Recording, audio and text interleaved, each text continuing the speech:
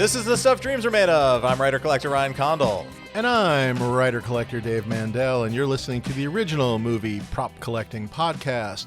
This week's episode brought to you by Propstore, propstore.com, their big entertainment memorabilia live auction coming to you from Los Angeles, March 26th, 27th, 28th, and we'll be talking all about the day one highlights, March 26th, the EMLA, as I like to call it, EMLA.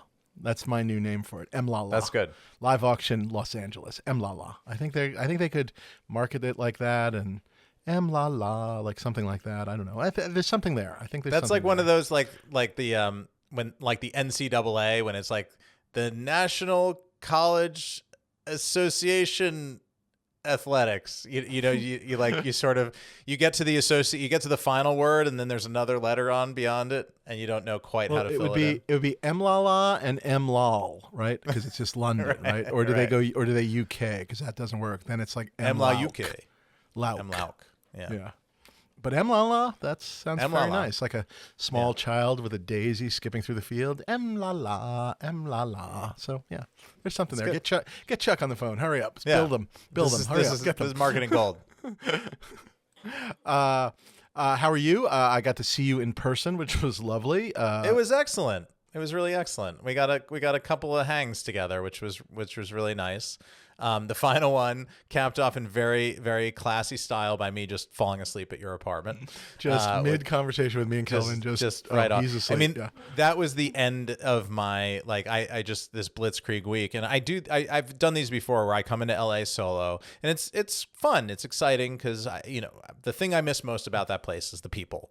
David, Kelvin, my friend Brandon from Propstore, my brother is there. There's lots of things to do, people to see. Bart, of course, got a couple of good hangs with Bart in, one podcast related, one not podcast related. Got to see Marty, the golden retriever with the most.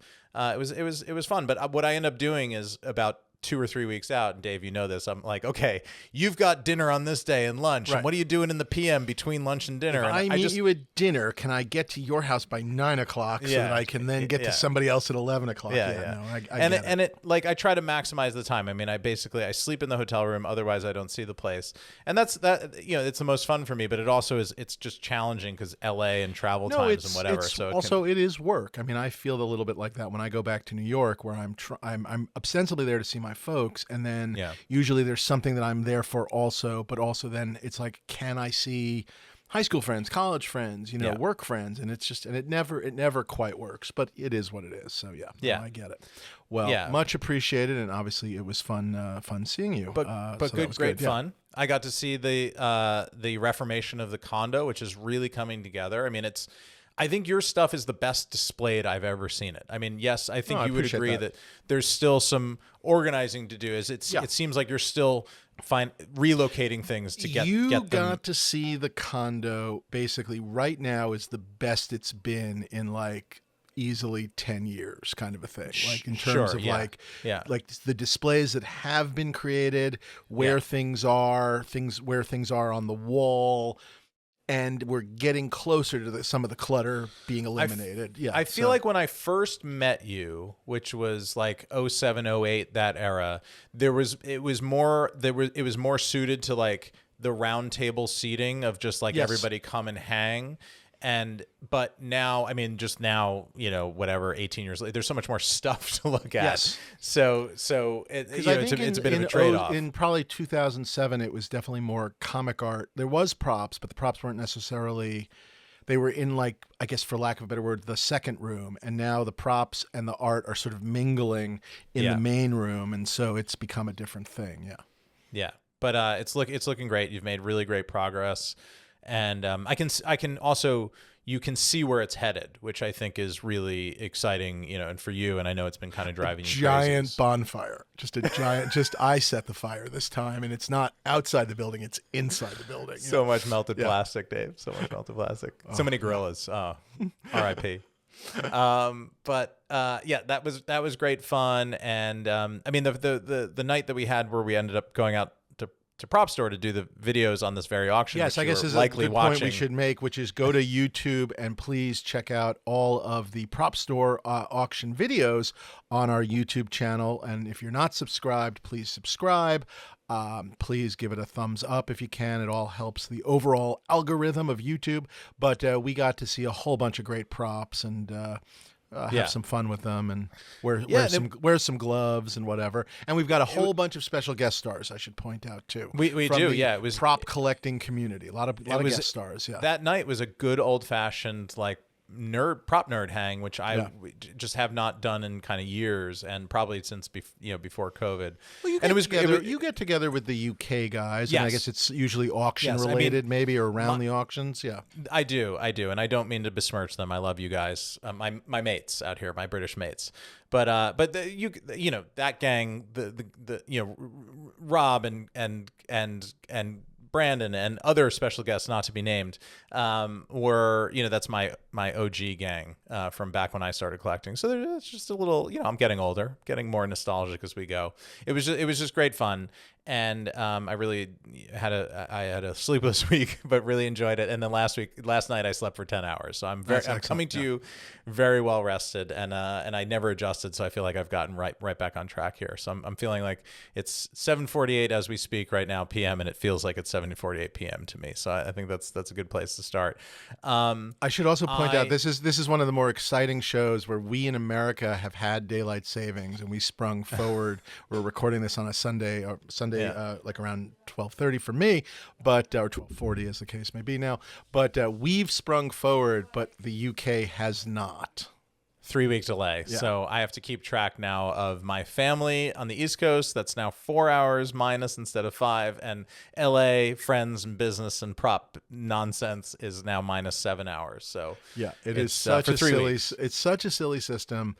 I think I'm going to issue an executive order today demanding that the UK just match up with us because we're America. So anyway, that's coming your way. I'm going to sign that soon. Big dummy print, and I'm going to sign it. Yeah. I stand with Jonah. I agree. I can be in solidarity with Jonah on this very issue. So two things. I have my what's new in props. Before I do that, I just want to. I think it's important that we as television writers evangelize great television when it comes along. That is worth speaking about. And this is a show that actually I watched on the plane. I sort of watched half of it on the way out and half of it on the way back. And it was something that Dave has been on me to see, knowing that I would really like it. And because I live in the UK, which is a bit of a streaming dystopia compared to the US, just in terms of finding US shows out here can be quite challenging, especially when it's on a hard to find network. But there is a wonderful show that is now available on I think all the digital stores. So whether or not you have, I think you now can purchase it. For a while though, when it first came out, and they were attempting, award stuff and whatever, they were kind of keeping it, I guess, spot that like you had to subscribe. I guess it was a subscription driver, and now it is available everywhere. Sorry. Yeah, and so it was on AMC Plus, which I think you just have to subscribe to that service. I don't think that AMC is not a channel, I guess, that anybody has on their cable anymore or whatever. But there's this show called Monsieur Spade, which we might have talked about on the podcast before. Maltese Falcon, Sam Spade, the Dashiell Hammett novelist. It's played obviously not by Humphrey Bogart, but by Clive Owen, who I think in the show is doing a bit of a Bogart. So the show never plays, but never an impression, never like, never that, Correct. But honoring what came before. And he never mentions, the case in San Francisco or the Maltese Falcon or the Gutman or anything like that. But that this is the Spade that investigated that case. And I just think that's very cool. So this is him later in life in the 60s, like kind of in his twilight years, I guess, or at least as a twilight years as far as those go, investigating his one last great case, but in France. And it's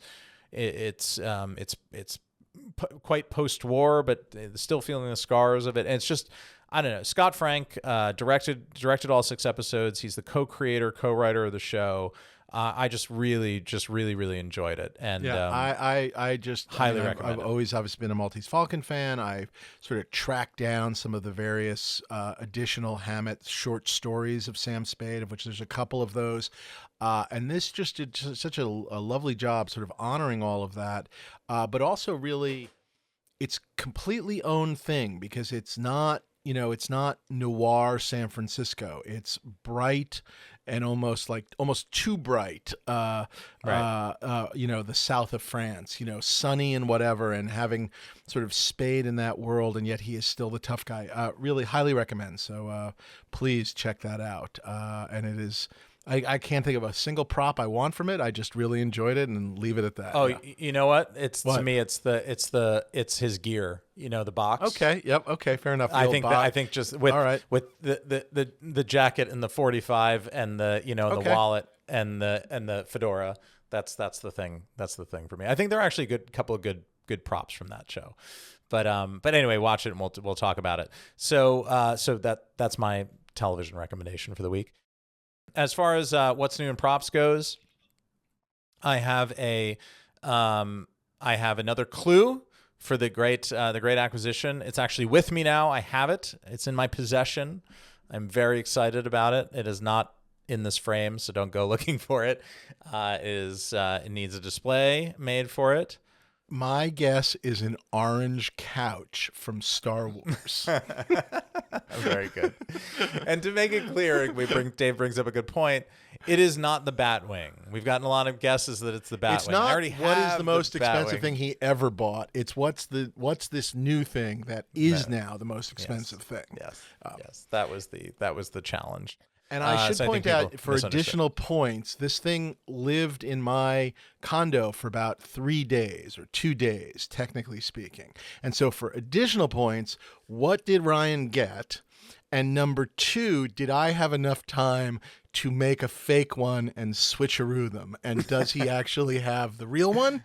Or do I have it? So that's the part 2. There's another prize for that. Yeah. There's so figure that a out. future episode of this this saga that's going to be called "Is It Cake?" And I'm going to have to try to eat it and find out whether Dave swapped out my piece. I should point out that giant orange couch is cake. It looks like a couch, but it is cake. The one behind it's so Ryan. Yeah. delicious. You don't even know. You don't even know. So yes, so I have it, and we're kind of coming to the end of this saga, and there have been some very good guesses in the mix. So my latest is that this is a complementary piece. It's a complementary piece. I would say it complements an oeuvre that I already have in the collection. I like that. That's a good hint. That's a very good hint. I agree. I actually 100% agree that maybe on its own you might be slightly less interested. I would not go out on a slight limb there. Maybe like that it exists more because of So okay, cool. Other I like things. I like that very much. Yes, very Or much. thing. Yes. Nice. Good. And it is cake. My what's new in props will be sort of quick and simple. Obviously, it's not a surprise, but I guess it is simply the I finally got it, which is to say, from the previous Propstore auction, which would have been, what was that, October? Does that sound right? Or early November? I can't even remember August, anymore. right? August. No, was it that long ago? Why did I think it was the fall? Yeah. I mean, the piece that you Oh. previewed to me in the preview was the summer. It was the EMLA, not the EMLA. It was the last EMLA. Okay, well, It was not anyway, the EMLAUC. It was the EMLA. having won the having won the Biker Scout helmet from Return of the Jedi, and having taken advantage of Propstore's payment plan, Propstore.com, I finally paid it off and got the helmet into my possession and put it on a helmet stand. This is one of the ones. So sort of one of the more old-fashioned helmet stands, which is one of the flocked black heads, basically, which in this case I liked in terms of both the helmet being on it in kind of a sturdier way as opposed to balancing on that thing. And if you can remember, there's a crack in the lens. This was all disclosed in the auction. There's a crack in the lens of the Biker Scout helmet, and there's a piece missing. And because of that, when That's I did ultimately you used to talk me out of bidding on it. I said, no one's ever going to buy that. You shouldn't bid. Ha ha ha. Which I probably shouldn't have done the ha ha ha in front of you, but you didn't know. You didn't seem to notice. So who knows? You didn't. Yeah. Anyway, so because of that, when it is actually on like a single helmet stand, which is those are fine stands, dare I say, through the little hole, you kind of were getting some daylight, if that makes sense. But by putting it on one of those flocked black heads, it kind of makes the missing piece just completely go away. So able to kind of have that displayed as you saw in the living room. And now there will be a follow-up, which is I do have from previous auctions, I have a Biker Scout gun and I have Biker Scout gloves. So those are the things I will look to now add, basically, I think, to the side and to the front. I don't think it's going to be one single display. I think I will just do like a display for the gloves and then the gun, or maybe the gloves and gun together so the helmet can kind of sit in front of them. But to be figured out, that's sort of on my list, as they say. Excellent. Now, I got to see it in person. It's glorious. It's amazing. I think if I was to buy anything else from, Return of the Jedi and the sort of, or I would say just Star Wars, I think in the helmet region, assuming Darth Vader is gone goodbye in terms of possibility at this point, I think it would be the biker. I mean, I think I'm pretty good on Star Wars, but I think the biker would be the thing just because it's so representational of Jedi and my love for that film and that design in particular is just, I still other think than the original I still think it's the Stormtrooper. best design of Jedi by far, across the board. Yeah, for sure. And certainly up there in the trilogy itself. And yes. So, And your thing, which I didn't realize until you said it, but your thing of having the Stormtrooper from each film, the I'm the lucky original enough to have a Star New Hope, Wars Snowtrooper, this. Yep. Yes. And I think again, while I saw your glorious double Stormtrooper display, I think there is something to be said for the future as you fix and move and recombine of the 1, 2, 3 of those helmets as a thing together, because I think that tells a great story because you have the hero, the hero kind of stands on his own. But it was terrific to see. It is coming soon to a Propstore ad in a catalog near you. I was flipping through this catalog and was stared in the face with my Batwing purchase, which is always great fun. There was what was the big one from what was the A New Hope helmet. It's right here on the first page. So the Move Along helmet is now the newest look at what you did ad that they put in there for all the collectors.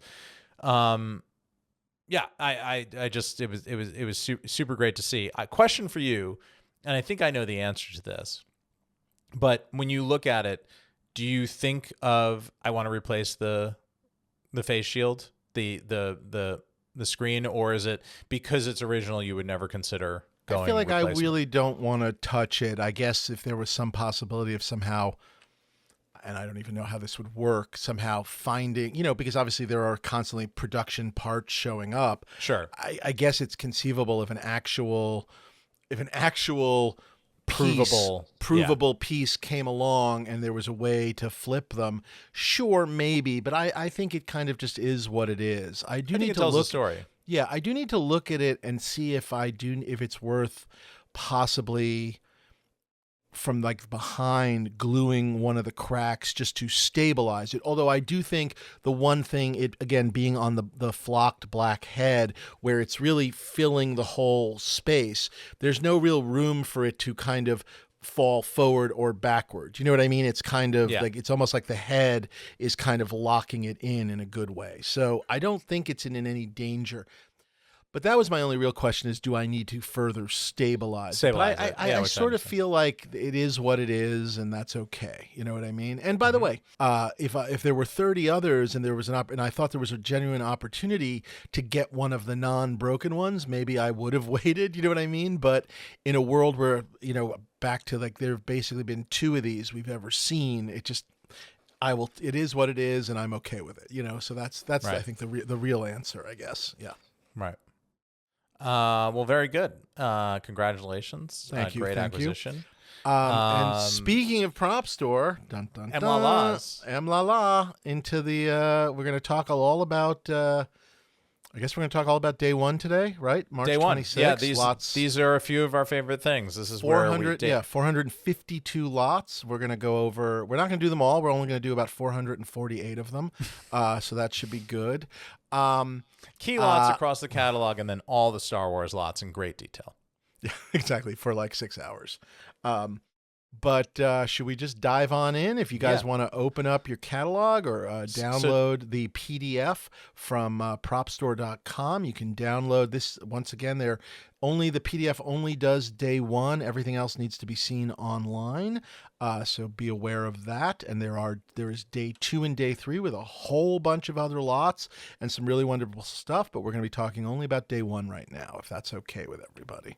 Yeah, and Dave and I have flagged, I would say 10 to 15-ish of our favorite things as we've gone through some of those kind of, fold over. And I know him well enough now. There are things I didn't even flag in my side of the catalog because I knew Dave would have them called out. So these are just things that have stood out to us, things that either we would want as collectors or things that we just, oh, that's so cool, we're seeing for the first time. We're just trying to provide a kind of a broad sort of highlights look at that at day one. But everybody, I think it's a very good sale. So I think everybody should go and download the catalog. There's a lot of new things that I've never seen before that are exciting in here. And to Propstore's credit, this is getting harder and harder for them to do year to year. Now that they went from 10 years ago when this started, a little more than 10 years ago at this point, one auction a year where they could kind of throw all their best stuff into one deal. Now they're doing 3 of them and trying to keep it at such a high level. And they've been doing a great job so far. So, kudos to them.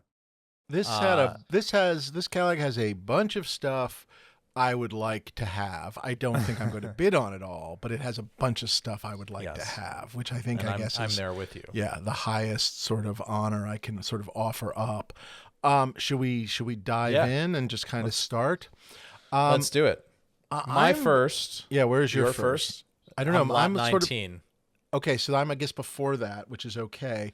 I'm kind of at lots 9, 10, and 11, which is in one of the previous auctions, we saw a loader claw from Aliens, and this is a different collection. This is a guy that apparently they were setting up the loader claw for something, and they had extra pieces, and it was doing something with Cameron, and Cameron was just like, get rid of the extra pieces. They just needed one. And he kind of said, apparently, can I have it? And Cameron was like, yeah, just as long as you get it out of here. So we're seeing basically a claw, an arm, and 2 feet from the loader. I looked specifically I got to check out the claw, which actually is a kind of a, not exactly hard foam, but a semi-hard foam. And it is just fantastic. It's big, but it's not as big as you might worry about. And I just think these pieces are fabulous. And like I said, it's actually kind of the perfect size because the arm was crazy.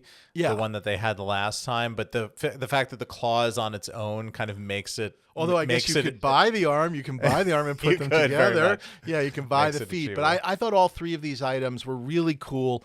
And I guess in the world of Aliens, to me, very recognizable. Whether that's for everybody or not, I don't know. But I dug these big time. And I guess if you look at just the starting numbers, not terrible. I mean, obviously their estimates go higher, but certainly lot 9, the claw at 25, the arm at 20, and the feet only at 6. I guess these are the short version of the feet. Anyway, I thought it was really cool, and I really dug it. So yeah, wherever that fits in, yeah. It's they're delightful, and I mean, it's just there's so much great tech in that movie, and this being a great example of all that. I think we might have talked about this in the last podcast, but apparently the power loader was so convincing. And because it was painted in that kind of Caterpillar yellow, that apparently a bunch of people phoned up Caterpillar after seeing the movie, wanting to order one, thinking, "Oh, that's funny! Like this must be like a stock, this is a stockable item or prototype or whatever. Can I get in on the waiting list?" Which I just really enjoyed. Sort of amazing that they didn't then let's just put it into production. But anyway, let's make one. Yeah, Let's make a power loader. I go to 19 next, lot 19, unless you had anything before that. While we're jumping to 19, I'm just going to call them out as we zip by. I got a kick out of lot 15, which is Penny Lane's Polaroid camera from Almost Famous that comes with a bunch of the her Polaroids of the band boy. members like sleeping in different places. I just was very fun because it's not something you see a lot of, stuff from Almost Famous. I guess I've seen albums and band stuff, but this was an actual sort of, obviously it's a off the shelf prop, although I think it has her unique necklace. I thought it was really cool. But 19 is just fantastic. And we got to see this in person and talk all about it with Rob Klein in one of the videos. So again, check out YouTube, but go for it, Ryan. This is just fabulous. That's the Mr. Fusion, not the Penny Lane Polaroid camera. Yes. So lot 19 is a screen matched A hero parentheses car DeLorean time machines Mr. Fusion reactor, DeLorean time machines Mr. Fusion reactor. So this is the Mr. Fusion that goes in the back of the car. It's the thing that's introduced at the very end of the first film. This is a second film car, so it's Back to the Future Part 2, but this tech was introduced on the car at the end of Back to the Future 1, but this is the one from I guess they improved it or made it interactive and functional for Back to the Future 2. And it's a hero, it's screen match, it's on the time machine. We were talking about this the night that we were there doing the videos at Propstore, but to me, this is the kind of thing, if you're a Back to the Future collector, you haven't found your piece yet, you're looking for that one and done thing. To me, this is it. This is it more than a hoverboard is. I would say this or 7 hoverboards. I think 7 hoverboards is really the way it goes. Yeah. But a baker's half dozen.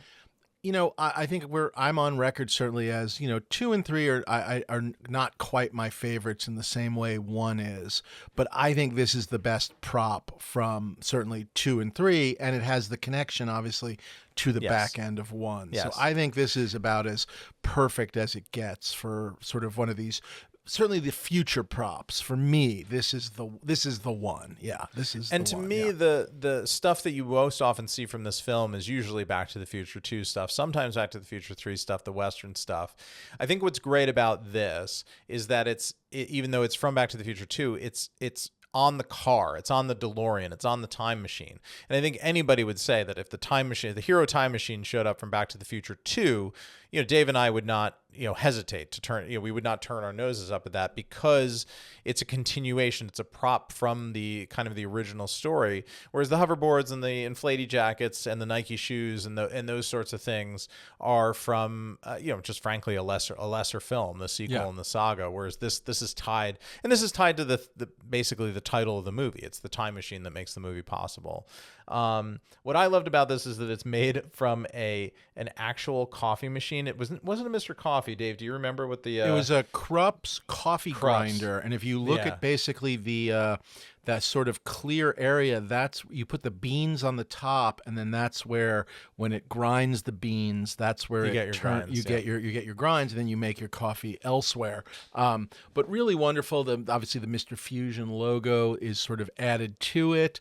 But I guess and that's those a joke dials, for you young people that don't remember. There was the coffee maker brand of the 1980s was Mr. Coffee. It was everybody had a Mr. And in the 70s and 80s, it was Joe DiMaggio, the Yankee Clipper, was the spokesman for Mr. Coffee all through my youth, especially in New York City. So Mr. Coffee it's a joke that is meaningless to young people, but it's a good joke. It's a good joke. Yeah. And Dave, he dunks. He dunks. Did you know that? There you go. Yeah. This is just fabulous. I mean, I think it's the single best of these, like I said, of the Back to the Future 2 and 3 props ever for me. So, I think this is the best thing that's come up from that film since I've been paying attention, honestly. Because as a used car, a screen used car has not come up, right? There have been pieces and replicas, and I did like from 1. I think it was from 1. I liked all of that, like the display of the time, there was the interior car display unto itself and whatever. Certainly cool. And they've got, again, a whole bunch of other stuff in here. They've got the Western Union letter from Marty. They have the sort of poncho from Back to the Future 3, which is lot 27. And they've got pieces from the ride, all interesting stuff. But again, Mr. Fusion, really, really wonderful. That's the thing. Yeah. Moving along, I'm just calling stuff out as we go. I think my next thing is really 64, but I was going to... Oh, wow, okay. Do you have something before that? Yeah, I just wanted to flag up 33. We discussed this. This is the Batman Returns costume that got pulled out of the last auction, and replaced here. Reasons unclear. But this was meant to be in the November London auction, and now it's here in the LA auction. So it's the same costume. You can go back and look at that listing. Here it is. I think it's excellent to see a Batman Returns costume in this good shape, this complete. Yeah, it's really wonderful shape. It's really complete, which is just fabulous. So yeah, is a thing. I just briefly, as we move, lot 50, I just wanted to call out because forgive me, but it's part of this Matthew Urich collection, the matte painter. We've seen a lot of his work. We've seen a bunch of these before, but you're talking about. I don't know that we've seen this one. Has this come and gone? I did not remember seeing this specific one. I honestly don't know. I thought, was the Blade Runner in previously, or I can't remember anymore. A bunch of Blade Runners have been in, but I did not remember the Ghostbusters, Dana Barrett, apartment building, the nexus of all things Gozer. I just thought that was a super recognizable, really cool matte painting, very reasonable estimate too and these things are huge. So yeah, this is the kind of thing you can make a statement piece and put it in the middle of your house and have a conversation piece, because it's not it's not like having a Mr. Fusion sitting in the middle of your house. So it can sit there more subtly. I'm with you. As we were going by the Batman stuff, we also did flip by, and Bart, you don't have to go back to it, but we did flip by lot 32, which is an Adam West Bat Belt, which came out of the Greg Jean collection. Came out of the Greg Jean collection. There were a whole bunch of them, and so someone obviously has purchased it and put it into this auction by itself, as opposed to with a bunch of others. So if you missed out on it the first time, there's an opportunity to get one of the Bat Belts, which are just fabulous. I bought one the first time around, but I did think that was really cool. I'm stopping at 64, which is the Charlie Chaplin shoes from The Great Dictator, the little tramp shoes from The Great Dictator. Yeah. I'm not bidding on this. I'm not bidding on this, but it's just fucking great. It's just fucking great. They're screen and photo matched. Yeah, screen and photo matched little tramp shoes from one of his masterpieces, probably used in other stuff too, but they have the screen match here, and it's just fabulous. And you look at them, and I do feel like you could guess what they were, even if you didn't specifically know what they were. Like if I showed you these and said, "What are they?" From the golden age of Hollywood, I think I just think people would guess Charlie Chaplin. They something about them feels like Charlie Chaplin. Yes. Truly wonderful. And thank goodness, Dave, that now that we're living in a modern era, that the satire that film was based on is totally irrelevant today. So we can just look at it as a total dictators time capsule. are completely gone, and we don't have to worry about that at all. A very comrade. Right, a very healthy estimate, I will say. Hopefully the word is out so that the person who is looking for these shoes knows they're here. I'd love, again, talk about things that you'd love to see go into like an Academy collection or something like that, or the Smithsonian. I'm not sure either of those things will happen, but just, an honest to God piece of history. 73 for me next. Yeah. Ding, ding, ding. Yep. Yeah, absolutely. Hell yeah, man. This is just wonderful. Probably the second most recognizable thing from this film. The first most being his four rocket shoulder mounted rocket launcher. Yep. Seen in the picture here, but yes, exactly. Yeah. Have you seen the iPhone? Have you seen that? There's an iPhone case that makes the camera lenses the rocket launcher. Oh no, that's excellent. Oh, you'll have to send me a link. Yeah. It's very so it's good. Arnie like that, and then the thing. Oh, that's fantastic. Yeah. I would carry that. I would carry that case. This is Commando John Matrix screen match tactical vest. They call this. From Commando. From Commando, a movie that I think it still holds up. But I love this prop. It is super recognizable, and I love the screen match. I love this movie. This auction has a couple of really great Schwarzenegger pieces. There's a Running Man Ben Richards suit. Much later on. I'll just call it out now if I have the number. Let's see. 285 Running Man Ben Richards Arnold Schwarzenegger's suit and sneakers.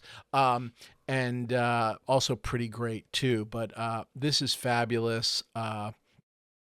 Him, Bennett, and just Arnie when the accent was still just a little thicker than it kind of was later on, in a great way.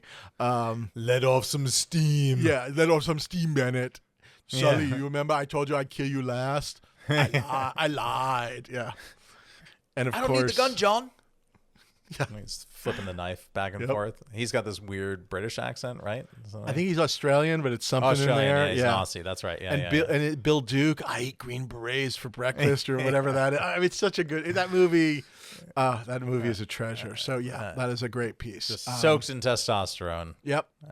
Very masculine / homoerotic movie. The end fight with Bennett gets very strange. It's like very like, I want to stick things in you, and they're sort of talking about knives, but they may not be. So and he's wearing either a shirt made of pantyhose or chainmail, and it's unclear as to either way. It's very BDSM. It's very leathery, kind of like I might be going to a club or I might be fighting Schwarzenegger. Yeah. So exactly, yeah.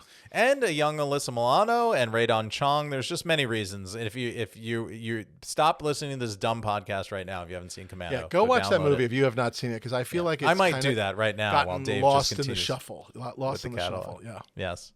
Yeah, it is kind of a B-side Schwarzenegger film, just because his oeuvre is so strong with Terminator and Conan and True Lies, and right. It gets a little forgotten because it's not particularly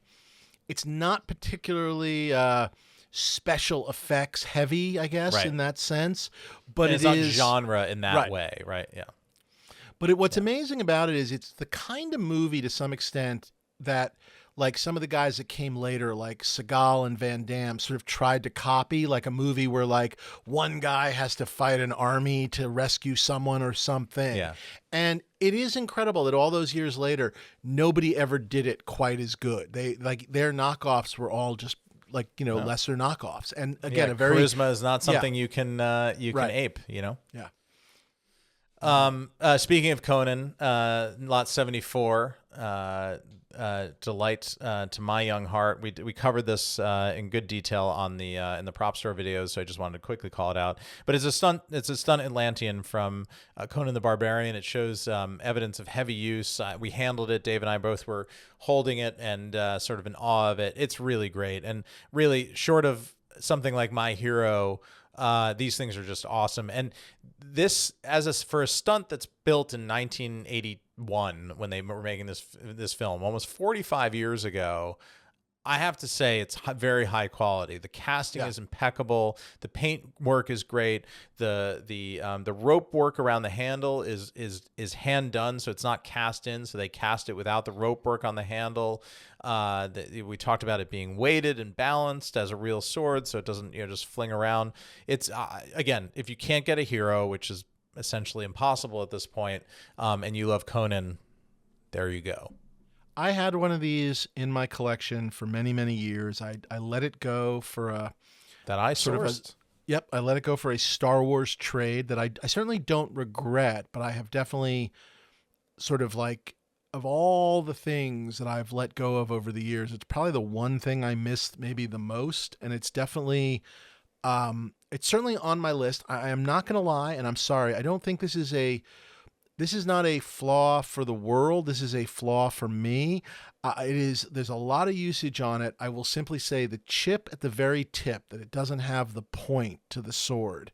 I for whatever reason, I'm not sure this is the one for me. I'm just like, I don't think that's going to bother every human being in the world, but it does unfortunately bother me just enough, unfortunately. It bothers me zero, but I also have my Conan sword, exactly. So I understand. I get it. But I am going to keep staring at it because I don't know what to say. I miss it, I guess, is the answer. I do miss it. Yeah. So wherever. Yeah, I do miss it. So I probably have to rethink it. So to be you continued. Should take another look, my friend. Yeah, I know. To be continued. I'm at lot 99 next. All right, I am at 93, 94, and 95 because these are pieces you don't see often, which are basically three wonderful pieces from Dragon Slayer. Yeah, that's why I didn't call it out. 93 is the Galen tunic, and then we've got a staff and a dagger from Ulrich of Kragensmoor, the if you will, the Gandalf of the Dragon Slayer universe. The Galen tunic and the staff in particular, I think either of those, this is a movie I've always wanted something from, and I think either of these would sort of scratch that itch. They are both just really, really beautiful. And like I said, I've always wanted something from these movies. I got to talk to Kelvin Mao because I think he's got a piece, but I think these are things he would be interested in as well. And we don't want to go up against each other. But God, I loved both of these, so or all three of these, but especially those two. So we shall see. We shall see. Where are you next? Yeah. I'm at lot 99 next. I thought about this as well, but very nice, very nice. We see the blade. This is from Edge of Tomorrow. It's and they have a blade, lot 100, which obviously, but this is above Emily and beyond. Blunt's characters. I imagine it's a stunt double suit because it is a stunt. It lists the stunt person suit. and whatever, but gorgeous. You always see the sword, but you don't. This is a full suit, and these kind of are. This is the tech of the film. I just think this is so cool and to me, a very reasonable estimate for what it is. And man, how well that would display with the next lot, lot 100, the sword that goes with it, and we've seen those before. I know that's a very beloved film and has kind of only grown in its estimation over the 10, 11 years since it was released. So it's not a lot for me, but I just flagged it up because it's just rare to see something really liked it, complete and great come out of a beloved sci-fi film. And for a full costume, sort of the 30,000 starting bid is more than reasonable. And yeah, just really, really gorgeous. And it is that movie. I mean, I don't know what else to say. It just is movie. Yeah, really, really nice. I got an enjoyable kick. We can go past it quickly. 109, which is the Escape from Alcatraz model of Alcatraz that I think sat in one of the offices or something on the film or something like that. But anyway, not to buy, but I just like that. Like, this is what I like about prop catalogs. It's like in a million years there's a model of Alcatraz. You know what I mean? Yeah. Where is the historic, oversized penitentiary and island model from the Escape from Alcatraz? Yeah, exactly. There it is. Nerds like us sit around and ask each other at night. It's just fun to see. Where are you next? 110. Go for it. Now, the very next lot. This entire section, this entire really Tom Sullivan collection of his various art seen throughout all of the Evil Dead movies is just fabulous. But first among all is lot 110, which is obviously the screen matched Notorum Demonto Necronomicon Ex Mortis Book of the Dead with hand illustrated pages. That's just by Tom Sullivan himself. This came up. I think it was Evil Dead 2, right? The Necronomicon came up before. It was not matched. Here you go, guys. This is a matched one from the original. I mean, I just think that the horror gang that exists in the collecting community, to me, this has to be one of those, props, right? This is the Stonehenge. This is the Ark of the Covenant for them, this book, and I'm just so excited to see it. And all its glory. That original Evil Dead exists at the nexus of both horror, homemade horror, but also indie film. I mean, it really was it was really like an indie film that really, it went on to inspire people like the Coen Brothers and stuff. So I don't know, there's a lot to be said for this, but the illustrations, and guys like Edgar Wright. Yeah. So there's comedy that offshoots out of this and genre comedy and whatever. And it's just a very, very, very, I mean, in many ways, it's like a Star Wars, right? I mean, in the sense of the things that it gave birth to. It kind of gave birth. The Sullivan art is just gorgeous, creepy, wonderful.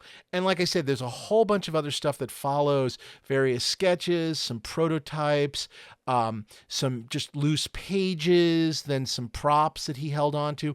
I mean, this is a gorgeous little collection of Mr. Sullivan's stuff. And just, I think there's something a little bit for everyone, because there's obviously the big ticket item, but then there's also individual like pages and stuff that you could get a page from the book. And I think that could be, if you're a fan and don't want to buy the book, you get a page, and it's pretty fabulous. So I think this is going to be I think this is going to be a hot section for whatever that's worth. I'm very intrigued. For sure.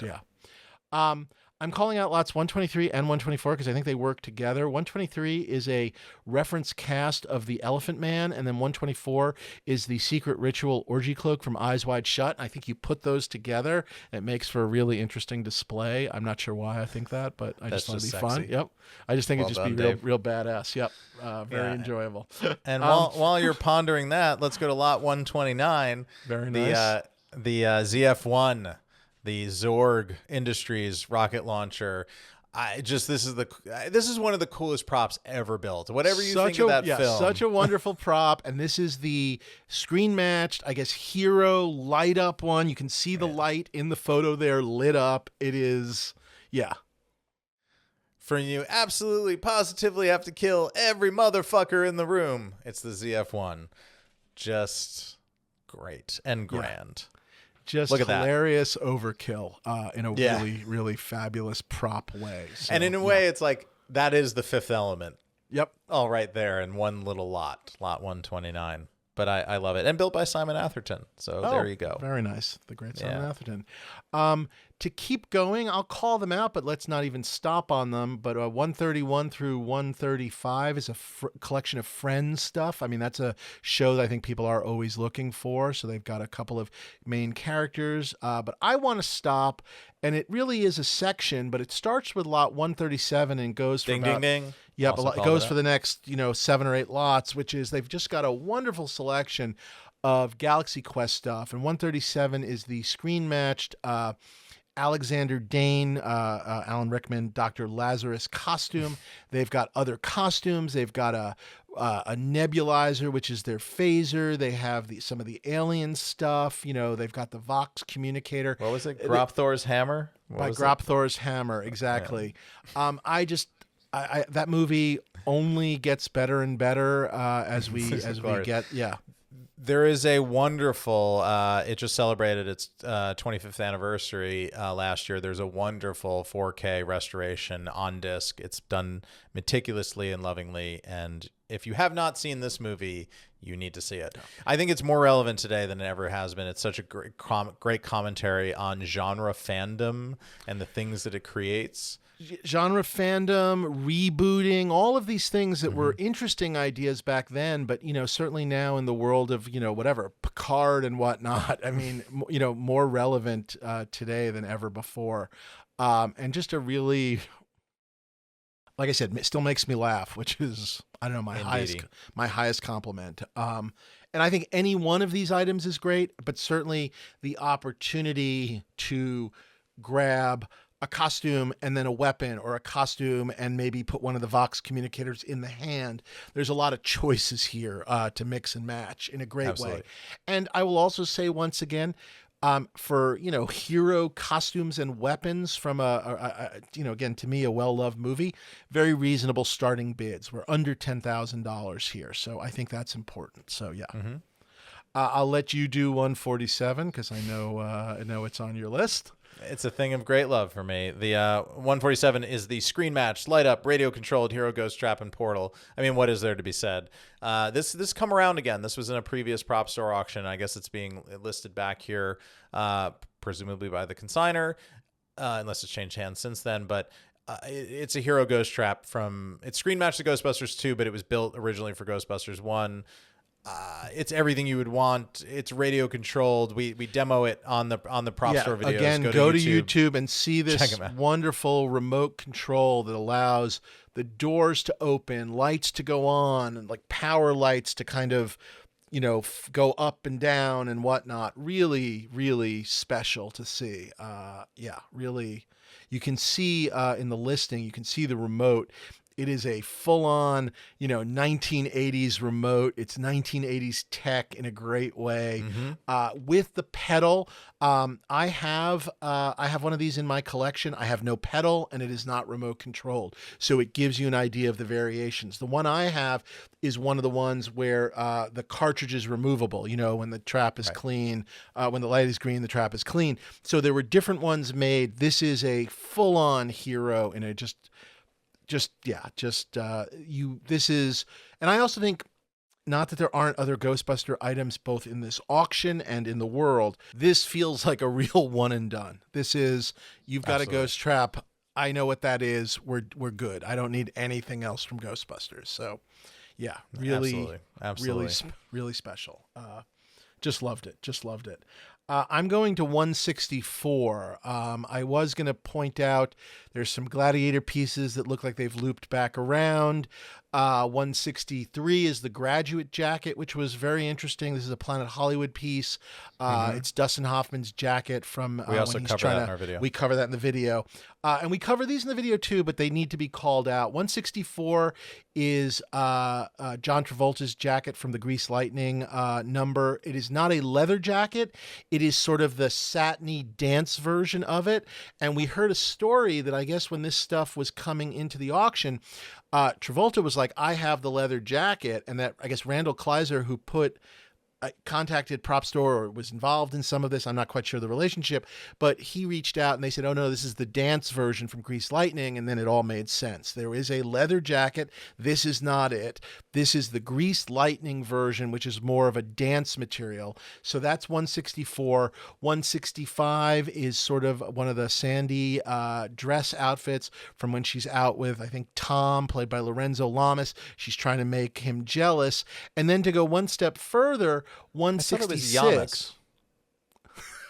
You'd think, but it's just Lamas. I know, just from Falcon Crest. And then 166, which is Randall Kleiser, the director's hand-annotated screenplay production binder filled with hand-drawn storyboards, all sorts of various notes, script line changes. I mean, this is the movie in a binder. Yeah, the director's entire prep. Yeah. Prep and post and all that for Grease, one of the most beloved musicals of all time. Yeah, really, three amazing lots. And I think I said I was going to tell this story. I actually have a third T-Bird jacket, which is when John Travolta hosted Saturday Night Live. I think it was the 93-94 season. And check out the episode because he was Pulp Fiction. He's off of Pulp Fiction. He is a hilarious host. We did a Pulp Fiction Welcome Back Kotter sort of combo piece that was very funny. He plays Brando, who had done a big interview at the time. Brando did a Larry King interview. He plays Brando in a Larry King sketch that's hilarious. He plays Dracula in a sketch where everybody thinks Dracula might be gay. Like, they don't realize he's a vampire. They just think he's like a single, well-dressed guy, like living really funny. He did Coffee Talk and played Linda Richman's friend. I mean, it's a hell of an episode. It's really one of the all-time great hosting gigs.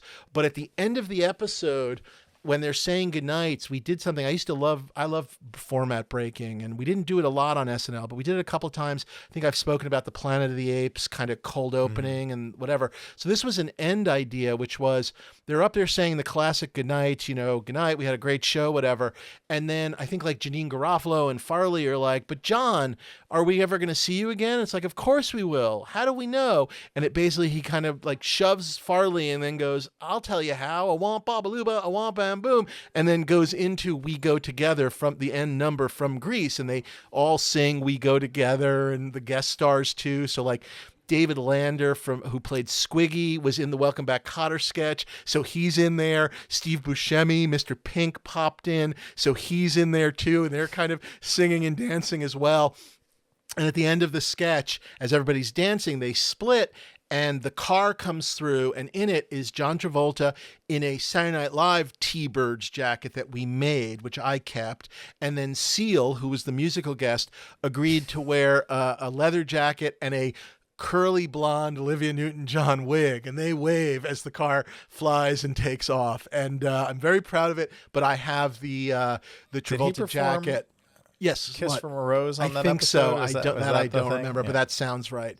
But I got Travolta to sign the jacket, so I have a signed jacket from SNL. This is one all of the things I excellent. kept. So yeah, a little behind the scenes. Thank for you. So Thank you for that. I need to go watch that episode now. It's a great episode. It's really, really funny. Yeah, for whatever that's worth. I mean, it was the period that I was watching every week, so I'm sure I saw it. I need to go back and watch it with like present Ryan context. At the time I knew it was solid, but as the years go by, it's a show I really do remember for a variety of reasons. He was just really fun and game. And we ended up after one of the Emmy shows, we ended up at like Jimmy Kimmel's after party at the Lot. He sort of took over the Lot, and they were doing like Adam Perry Lang barbecue and whatever. I don't even remember. We got there very late, but it was one of the years we won for Veep, and we got there, and when we got there, Travolta was there. And I don't rush to bother celebrities in any way, shape, or form, but we were standing right next to him, basically, kind of trying to get in, basically. There was security and stuff. And I was with Lou Morton, who was my number 2 on Veep, but also was with me on SNL. And we just said, Mr. Travolta. And I think it helps when you're holding an Emmy. Like he I think had won. He had won for the OJ miniseries, and we basically we bugged him and just said how great that episode was, and then it was a good memory for him because he definitely was talking about doing SNL and all of that stuff and how they had asked him for years to do it. Anyway, it was really fun, and I even took a picture with him, so that too. Oh, so great, good. Big Travolta fan. We need to post that on the feed. Yeah, there you go. I'll put that up. I'm jumping to 175 super quick. I just love this Mandrake from Harry Potter and the Chamber of Secrets. I think it's just a fun, recognizable Harry Potter prop. And, again, I don't know if it's one and done, but it's just a really fun one. They've built a nice display for it, so it kind of stands on its own. I wish there was like a potted plant, an empty potted thing under it, but maybe you could add that. I just thought this was great. I don't know if I'm buying it, but I thought it was great. Where are you next? I called out 176 for the same reason. I just thought, Gandalf would be primary for me, but next to Gandalf would be Dumbledore in terms of great wizard's robes. And here you go from Half-Blood Prince, as Michael Gambon's hero robe. Quick question for you, which is maybe, I don't know, maybe this is a show unto itself. So tell me if I'm going to fake say Harry the Potter question. props? No, not fake Harry Potter props, although that is a show unto itself. # private deals. No, the notion of they're obviously HBO is currently making. They're basically going to do a TV version of Harry Potter. They're recasting. They're restarting. We assume it'll be 8 to 10 episodes per season. I don't know if each book is a season. Maybe books are 2 seasons, but I think that's the plan, is to do a book a season. A book a season. So we're talking about a lot of seasons, obviously, and there is going to be. We're going to be neighbors, Dave. They're going to be next to you. Very nice. Yeah. But my larger point is there will be new robes. There will be new wands. There will be new mandrakes. There will be new flying brooms, and one has to think that it is. I don't think they are going to simply use the old designs. They are going to take a new swing at these things, and I guess it's a conceptual question of, let's assume it's going to be as good as we all want it to be. Does something like that affect the value of the old ones, not affect, or maybe this is an episode unto itself? Like, does it bother you? Does it whatever? So you think it just, they exist together and it's fine. Okay. No, because this is Harry Potter for a new generation. I mean, it's next gen. It's a Picard costume versus a Kirk costume. It's like they're all great. Some people love both, but a lot of people, it's like it's Kirk or nothing. A lot of people don't care about Captain Kirk in the original series, and they just want their Picard costume. I literally think it's that. Okay. There's so much time gap. By the time this comes out, it's going to be almost 20 years from the end of the original. I was curious if we were seeing more Potter stuff on the market because people were nervous and were just sort of time to let some of this go. That was, I guess, where I was going with this point. I'm not based on any facts. I think it's more that no one's raising hell over it. Okay, is the reason. The days of people going, wait a second, you can't have Harry Potter in an auction. What the fuck is that? Gone. And how did you get enough. that? Fair enough. Yep. That's just a guess.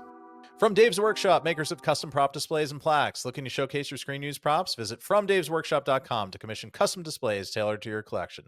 Dave Pisani, not Dave Mandel, and his team will consult with you to design the ideal display for each piece. Elevate your collection with their high-quality handcrafted displays and laser-cut plaques. Browse examples of their work at FromDavesWorkshop.com and contact them today to get started. Not Dave Mandel and not associated with monkey radiator caps of any kind. I jump way ahead. My next lot is in the twos. I mean, where are you? I'm 245, honestly. Oh wow, I'm before that. There we go. Where I just are you? love this movie, and I've seen 227. I've seen stand-ins before, but I believe in my memory this is the first that I've seen that's an actual stop motion guy. Mars Attacks. That film delights me. I think it's hilarious. It's Tim Burton. It's totally worth a rewatch. Great genre filmmaking satire. And this is a stop motion puppet from there. I feel like usually you saw a lot of stand-ins. Am I right about that? I think, and then also the weapons. My memory of this, and I think it's sort of in the description, so take a look, but the writing is too small for me, so I apologize, is that the original idea was to do it stop motion, that Burton wanted that sort of, forgive me, 1950s, 1960s, almost Harryhausen feel, where he purposely wanted the aliens to be a little stop motion, maybe even a little herky-jerky. Yeah, and the so Harryhausen effect. Right, they made a couple of these things and couldn't quite get it to work the way they wanted. And eventually, I guess, went digital. But a couple of these things, these suckers do exist. So I believe exist, but weren't used. Weren't used. Yes, and totally correct. But it's but I like that it's part of the. I don't know, the way they got to the end of the movie, and the stand-ins are their own thing. But to me, like this, and look how great it looks. I mean, I personally would love to see when AI gets there, I would love to see the actual physical stop motion version of that film, because I honestly think it would be even funnier than what I hated that movie more than life itself. Really?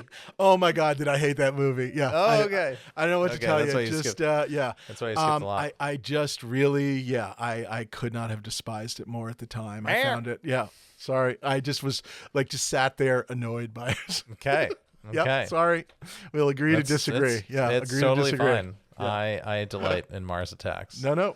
And, shut up, Dave. And well, you should. You simpleton. My Philistine. Just really hated it. I was 245, which is the Muppet, the Gonzo. This is I didn't know what to make of this. Yeah, I know it's not exactly a Muppet. It's a very specific thing. It's the light up, lightning struck one from Muppets from Space, which I guess is Jim Henson's last one that he actually worked on.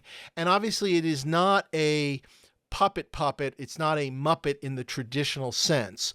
But in a world where I guess I don't know where else to get a Gonzo, I guess any port in a storm. And I did enjoy it. I did enjoy the fact that they got the eyes reworking again so they light up. Again, it is not a Muppet, but it is a Gonzo, and I do get a kick of it. It has a very healthy estimate on it, which might be off-putting that it is not a Muppet. I can't answer that, but I do like it conceptually because, again, I love Gonzo, and where are you going to get one?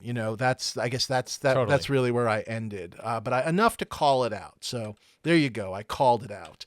And then right near there, just for fun, 248, one of the national treasure. It's a screen match storage tube with a Declaration of Independence from when he steals it. You know what? You're shitting on Mars Attacks and then promoting National Treasure. Yep. It's quite a podcast. It's not trying to be funny. It's just sort of I guess I couldn't take the comedy of Mars Attacks. Sorry. But I love this movie. It's so stupid, but I do enjoy it. And I do enjoy that they steal the Declaration of Independence. And I do enjoy that this is a screen matched holder or case. So continuing on. Sorry. Very good. I'm 262, 263 next. Yep. This was a hallmark, landmark of my childhood, Pee-wee's Playhouse. It's a screen match Globey and Totem Pole, which I watched. This was on, Cartoon Sunday. Yep. Cartoon Saturday Saturday morning, morning, yeah. Saturday morning cartoons. This was right in my sweet spot. That's from when I'm like 7 or 8 until I'm 10 or 11, and just delightful to see both of these things and preserved and screen matched. And I love them. I would love to see a person with no context just go watch a YouTube clip of Pee-wee's Playhouse. What and then is say this? Who is this? This was marketed to children. Yeah. Really Really fun. fun. The If 1980s were all you about. were forced to pick one of the two, is there one that hits you even I think more Globey, so? probably Globey? just Okay. because I remember he had even the named character, and Cherry being the big character there. Yeah. And they made wonderful toys. Lawrence Fishburne Yep. played Cowboy Curtis. I was just saying they made wonderful toys out of a lot of this stuff too. Yes. From in that period, which were really great. Yes. I always thought that was fun. Where am I next? Where are you next? I skip. I go way beyond, because the next thing that I have is post Star Wars, because I know you would go into Star Wars, Jack. Very, very quickly, I'm just going to call a couple things as we zip along. I thought 281 and 282, Risky Business is another one of these movies that I think people have maybe, I don't know, forgotten how good it was. Tom Cruise has gone on to do so many other things. And 281 is a sweater, and it's a sweater. I don't know, you can decide if a sweater is something you want. But 282 is the John Alvin final one-sheet artwork. And number one, I mean, obviously it looks like a photograph. I'm not sure I ever realized it was a painting. There's so little John Alvin stuff on the market because obviously, now at this point he's been dead a while, but so many things ended up in museums and different things of that nature. So to see an original John Alvin, and again, just to see two things, not just one thing, but two things from Risky Business, I don't know, really just hit me. So I thought I would call them out just because they are rare. We mentioned 285, which was the Ben Richards Running Man suit. And then another Travolta item, which I thought I would call out, which was 286, which is Travolta's hand-annotated shooting script for Saturday Night Fever, full of his handwriting and notes and script notes and new lines and just different things of that, just new Tony lines. And I just, again, the Travolta of it all, and so damn good. And just to see, an artist at work, with all his notes and stuff, it's really, really a wonderful, wonderful vision of stuff. And then I'm going to go to 305, 306, as we are both Khan fans. And this is all coming from I believe a makeup person, but there's a Khan sort of wig and like face scars from the end of the movie. The burn, exactly. Yeah. 307 are Khan earpieces for Spock, and 306, which we got to see in person, it's an autographed script with continuity photos. It is filled with wonderful Polaroids, not so much of the classic crew, but Khan's people, a whole bunch of different Savick stuff, Peter Preston. There's some just really wonderful reference photos. So it was really cool to see. They're showing pictures there of the Khan photos and of Savick, the different hairstyles for Savick. So I felt the need to call that out because it was just really, really incredible to see. So we saw that in person at Propstore, and there the script particularly was really got me. It's excellent. So we'll jump to 341. These are now the pieces. There's a huge Star Wars section. A bunch of the pieces are from the Gerald Burke collection. Gerald Burke was a prop man on a bunch of the original Star Wars trilogy. These are pieces that he's had in his own collection for many, many, many years, and the family, I believe, is now selling. The first one is the cover item. It is lot 341. It is the Yavin medal. It is photo matches to Luke. There are photographs which they're showing where in photographs of the rehearsal, Han was wearing it, but then for basically when they shot, they switched. And we believe there were two of these. The Han one, the other one is in a collection, the one in France that we've shown before where the Darth Vader Star Wars face mask is. So I think we gave an address to that, but maybe we can put that on screen. So that's where the Han one is. This is the Luke one. It is It is really special. It also has a very special estimate on it, 300 to 600K. But it is really, really kind of incredible to see. And we were not allowed to put it around our necks, but we definitely got to look at it and handle it. We did try. We did try. But Indeedy. yeah, but really, I mean, it is what it is. I don't know quite what to say. We'll get into this. We'll get into this in the live episode. But is this for you? It's not for me. How's that for an answer? It's not for me. But we are going to get to some things that are killing you more. Also maybe killing me more. But this section, and again, not all of this is from Burke's collection. I'll call out things when they are. But just to go through the Star Wars section quickly, 342 are some early George Lucas sketches of what the ships would look like. So you're seeing the TIE Fighter, the X-Wing, and a version of the Death Star drawn by George Lucas. Really incredible. 343 and 344 are Macquarie concept sketches from A New Hope that are early and gorgeous. We've got some Lorne Peterson items, and then we hit 348, 349. A couple of these are mine. These are some of Joe Johnston early storyboards. And I pulled out some of the ones I had, doubles on that Joe signed for me back in the day. And I sort of pulled out, again, everyone I'm letting go of was because I had something kind of similar, but I did pull out a couple of good ones. So I'm calling that out for those who want to enjoy it. And then 350, a piece we have discussed, which is the Mosep Cantina mask, which is also originally from my collection. And this is a Stuart Freeborn Cantina mask that I have other pieces and ultimately decided to let this go. And part of it was because I knew the Yavin medal is going to be in this auction, along with a piece that we're going to get to. So I was trying to get ahead of the game, I guess, a little bit. But I mean, as far as Cantina Aliens go, there aren't that many that are available, so this is a great chance to own one. And I actually just found they're going to update this. They're going to update this in the listing. I actually found the hand-signed Stuart Freeborn letter that will go with it. There's no picture of that in the catalog, but it will be online. I actually found the hand-signed Freeborn talking about what this guy is. And they point out something really interesting, which I always loved about Mos Espa, which is when they drew the original Star Wars comic and included the Jabba the Hutt scene, they used basically...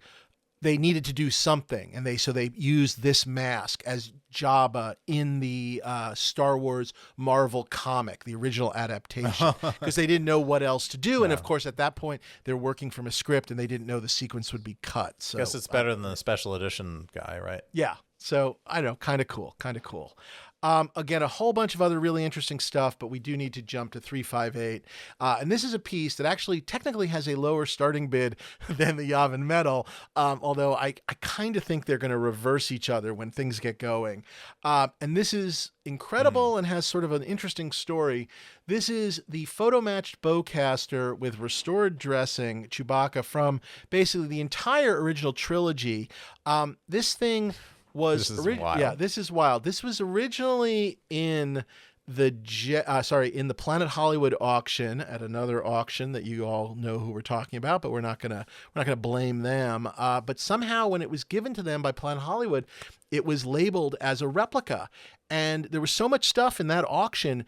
I know I spent a lot of time looking at things that they were saying were real and trying to screen match them or photo match them and kind of go, is this what they say it is? And sometimes it was, maybe sometimes it wasn't. But because this was labeled as a replica, I think almost 99.9% of the Star Wars collectors just ignored it. And I was curious. I feel like we should go back to our recording of that episode and see if we're turning the pages of the catalog and if we're just dismissive of it as a replica. Because in my mind, I think we might. I don't think we even talked about it because we either didn't talk about it or we just kind of kept turning the page. There's another replica. Yeah, exactly. Yeah. And among the things that I think threw people is if you're looking at this piece, there's this additional sort of added piece on the rear of the bowcaster that was added just for Jedi. I assume it was to give it some length so that Peter Mayhew could hold it better. By the way, the bowcaster is not used as much in all three movies as you think it was, but you remember it because of like all of those iconic like stills of It's Han probably and used the Chewie most together. in Jedi, right?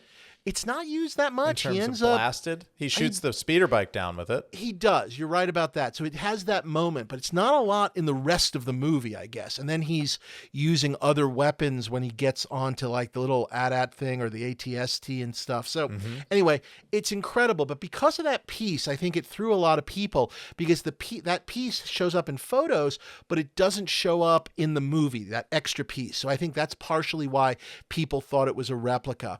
But when Propstore dug into this thing, it screen matches not only to Jedi, but also to Star Wars and Empire and the holiday special. And so what we believe is that it was used in Star Wars. Then it was, when Star Wars was done, it was stripped and returned to Bapti.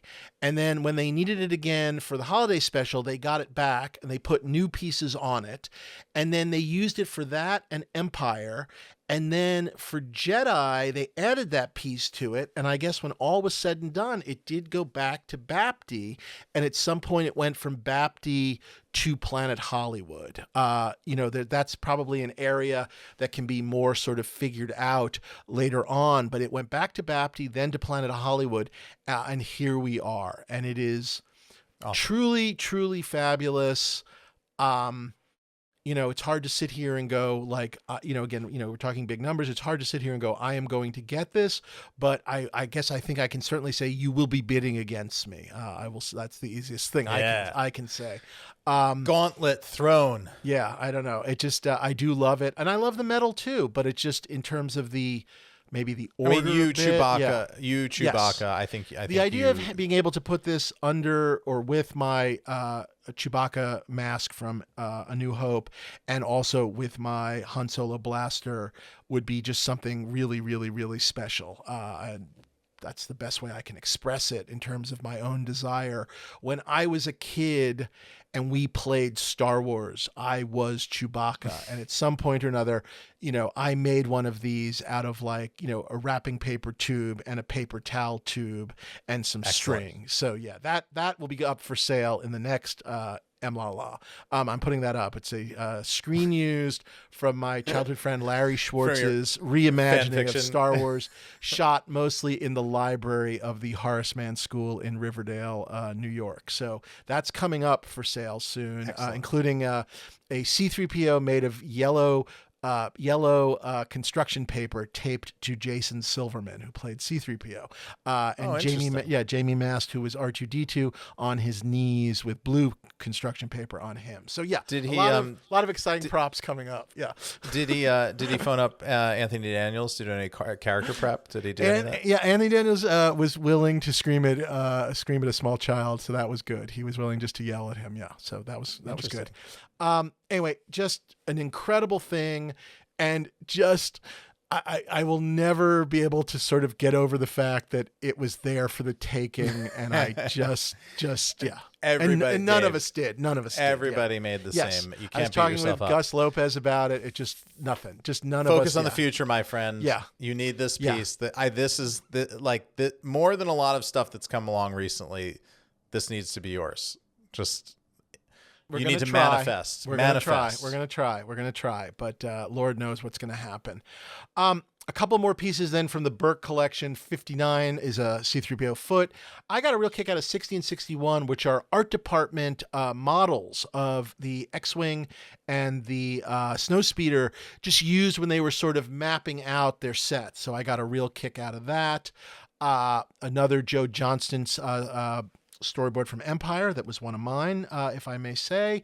Great. We see the Bill Plum, Boris Vallejo comp pieces are back at a more reasonable starting bid. So if that was something you had your eye on, these are These are at better numbers. I wish they were a little better too, but again, so be it.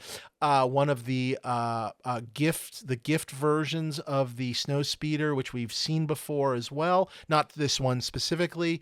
The one that was, I think, from Carrie Fisher's collection went crazy. This feels a little more reasonable.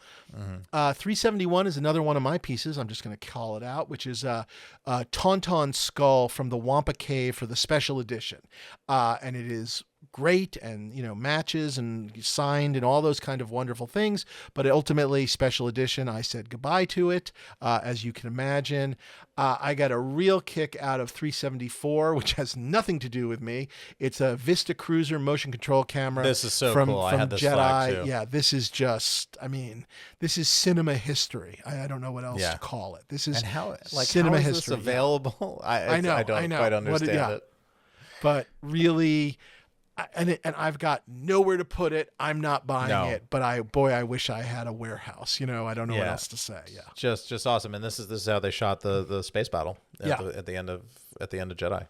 No, just seeing the period in action photos and just the fact that they invented this stuff. This is we're not making movies the way we make today without some of this technology in a really just special way. Yeah, we use motion control on House of the Dragon. Yeah. That it's done totally differently now, but this concept of having a programmed, perfectly repeatable movement so that you could stack and layer in things and repeat the same idea again and again, so that there wasn't any movement in the image. This was pioneered by these guys. Just an incredible piece of film history. And there's a whole bunch of other wonderful pieces in the Star Wars collection, more stuff from Burke's collection, and more stuff from the Burke collection on days 2 and 3. And there's some really great stuff on days 2 and 3 as well, so check that out. But that was definitely the sort of world of Star Wars for me. Anything else on Star Wars, or where are you, 401 No, maybe? I left Star Wars all to you, my friend. I only had two things left after Star Wars. I was so sort of dazed and stunned from all of the wonderful things in there. But I $3.99. I just wanted to call this out because it's one of my absolute favorite movies from the 70s. Absolutely. Johnny Hooker's pinstripe suit from The Sting, Robert Redford's suit. That's another one. If you haven't seen that movie, immediately go and find it and watch it. Have we seen this piece before in another It's auction? been around. It's been around. There has been a Johnny Hooker suit of this style, the red pinstripe. I presume it's the same one, but I also don't. I have no way of knowing or saying that. But yes, it has been around. But it does not change my opinion of it. No, I'm not questioning. I love that movie. Great, and I love the label too. Western costumes, Robert Redford. It's really great. And then for me, it was 431 was the last thing I flagged up. I'll go very quickly. 401, and we do a nice deep dive with Rob Klein on the YouTube channel on this. This is a Superman 3 suit. It's the evil Superman. It's style E. They have a picture of Superman, evil Superman, in the bar. The bar scene is the style D, actually. The style E is the junkyard scene, where he's a real badass and whatever. Look, it's a real interesting piece. The boots are definitely, from an earlier movie, spray painted basically to the maroon purple. It's a beautiful condition. It's not a flying suit, so there's no various holes and things in it. It's absolutely complete. I believe the belt has a label in it. It's got the S on the back of the cape. All these things about it are wonderful. I think you have to ask yourself, how you feel a little bit about Superman 3 and about the fact that it is an evil suit. But again, find a complete Christopher Reeve suit, if you're not getting this, I guess is what I'm saying. And I did think it was just really, really wonderful. So just fabulous. Yeah, it's great. And do check out the YouTube video, because Rob Klein gives an excellent breakdown of this suit and why it's so special in this configuration. Yeah. Not least of which is that it does not have a haunting Christopher Reeve head on top of it. It does not. No weird, mushy Christopher Reeve head. I'm at 423 is my sort of finale, or where you are. Whereas you have something after that? Yeah, just after it. Yeah. Okay. The couple of lots here: 423, 424, 425, 426. This is the Tron section. And it's just really wonderful. 423 is a Tron costume. 424 is a Flynn, and then they have a couple of they have an MCP, sort of an evil red helmet, and they have a neutral program blue helmet. With the costumes, neither is completely complete. The Tron costume is more complete than the Flynn costume, so you would still need pieces. The Tron piece, as we pointed out, we talked about these on our videos as well, is missing the belt and the gloves. The Flynn piece, unfortunately, is missing the shoulder piece and the sort of toga piece, along with shoes and boots. But I still think both of them are worthwhile, and that there are pieces that could be gotten. I bet you, unfortunately, would have to ultimately make a replica toga. I'm not sure that's out there, but I do think you can find boots, gloves, etc. If need be. You can find these pieces out there. I love this movie. These came from a guy that worked on the film. He's held on to them all these years, and I love this movie. Steven Lisberger's movie. It's still fantastic. I think they're working on a third one, but this is the classic, and I love it. I love it. I love it. So that's that's the end for me of this auction. How about you? I just go to 431 very, very quickly. It's Sean Connery's jacket from The Untouchables. This was really great. Yep, absolutely. Jimmy Malone's sort of non-police uniform blazer. His undercover yeah. when he's working with Costner. They bring a knife, you bring a gun. Right. They send one of yours to the hospital, you send one of theirs to the morgue. That's the Chicago way. And that's my terrible Sean Connery. It's good. It's really good. I wish I don't know if the caps are out there, because I always think of the cap as well. Yeah, but it is an oddly recognizable for a blazer that's just a blazer. It is oddly recognizable. I can call it out as a Malone blazer. There's just something about that pattern and stuff. I don't know if this is Giorgio Armani as well, but Giorgio Armani did like a lot of the Costner suits for that movie, and the really gorgeous overcoats, which whatever year this was, 1987, so I'm 17, I definitely was thinking a lot about if I could just dress like the Untouchables in real life, which of course you cannot, nor should you, but no. God, I really always wanted one of those overcoats. I think now you could get away with it, Dave. I think maybe I'll wear it over my crushed velvet green Coppola tuxedo. As you enter your esoteric period, I think you can get away with these things. I think you should pursue that entirely. Something to be discussed, but a wonderful movie and wonderful piece. And Connery, which I think this is also a case where the guy Connery, the fact that it was Connery sort of elevates it as well. Like anything he wore in any movie, totally. I think is that much better. So, and then the last thing I wanted to call out, which is the second to last thing, is I just wanted a appreciation of the fact that they have a Scully and Mulder costumes from the X-Files, which are cool. Great, but no badges. So finally an auction without badges, and I was very pleased with that. You're pleased to see that. Thank you. Congratulations. The costumes are very cool. Those are lots 447 and 448. So in the final days. If we could ever have an auction without Wolverine, if we could ever have an auction without Wolverine claws, then we would really have something, but no, we have Wolverine claws. But yeah, hell of an auction. Like I said, the Star Wars stuff is something we'll discuss more on our live follow-up. So look for a date on that right before, I guess maybe the Sunday before the auction or something. I don't know. Maybe. I don't know when we're doing it. Yes. We're going to do a live broadcast. I believe today's March 9th, 2 weeks from today. So that would be the 23rd.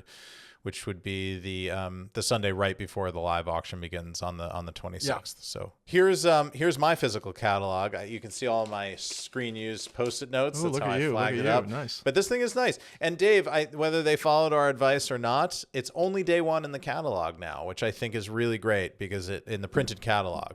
I like not seeing bad versions of day 2 and 3, but I still miss being able to download a PDF of 2 and 3. I want to not look on the computer sometimes. I want to just have the control. So that I get. Yeah. I did take a quick scan through there, and there's some really cool stuff, which we'll we'll go through with our categories and all that on the live Day 2 and episodes. 3. So stay tuned. That's when we're not going through what yacht we're buying next. Yes, correct. Although I've got my eye, so if I get the yacht, I guess I won't bid on the Chewbacca or the Yavin, but we'll see. Or Dave, you get the bowcaster and then you go steal a yacht. Or say, I deserve a yacht. I have this medal. Doesn't that entitle me to a free yacht? Yeah. I feel like they would deserve. I mean, I guess Han Solo got some money and stuff, but it feels like they deserved more than just the medal. A medal. Yeah. Unless it was made of whatever that stupid metal is from, the priceless metal from Mandalorian. Whatever gold that they could melt down. I don't know. All I can think of is like something from the Ferengi, like gold pressed latinum, which gold pressed latinum, equally stupid or something. Or better, self-sealing stem bolts from that other episode. You remember those? So they deserved a yacht. I think Han and Chewie deserved yachts. Or cranky. Well, we'll call it there. So please follow us at Props Podcast on all the various social media, including now Blue Sky, where you can enjoy Stuff Dreams Are Made Of coverage with slightly less Nazi coverage. So I would say just enough. Elon free at Blue Sky. Please, as I said, like and follow us and subscribe to our YouTube channel, and also like and subscribe us and give us 5 stars on your podcast app as well, and email us as always at something. Dreams are made of podcast@gmail.com. We'll see you next week.